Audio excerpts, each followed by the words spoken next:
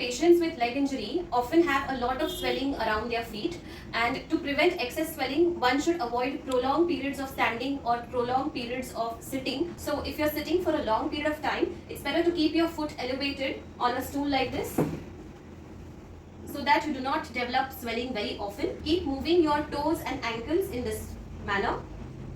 As you can observe, the ankle movement and the toe move. Here we are learning how to tie crepe bandage for foot and ankle whenever there's swelling around the foot region. Let's start. Okay, so we tie a compression bandage around the foot or ankle if there is excess swelling. So this is a kind of compression bandage you might want to use.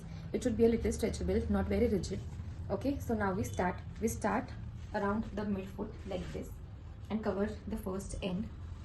The bandage has to be rolled. You unroll it as and when you wrap. And while taking off, you roll the bandage and take it off.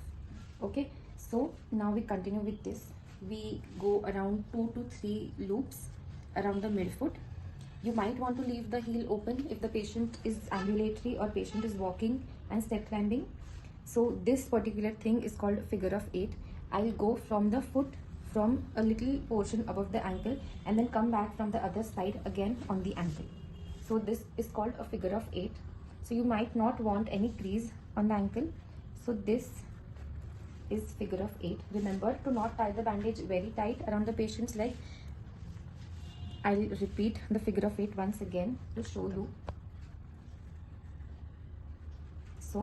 So I've come up from here.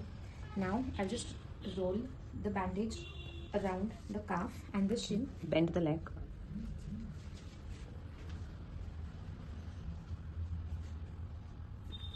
If you want to tie until here or up to the knee, so what you can do is take 2 bandages and tie.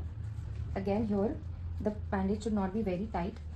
And see how I am unrolling it when I'm tying the bandage. You might not want to leave too much of a gap in between 2 loops. So when I'm done, I'll just secure the bandage with a micropore.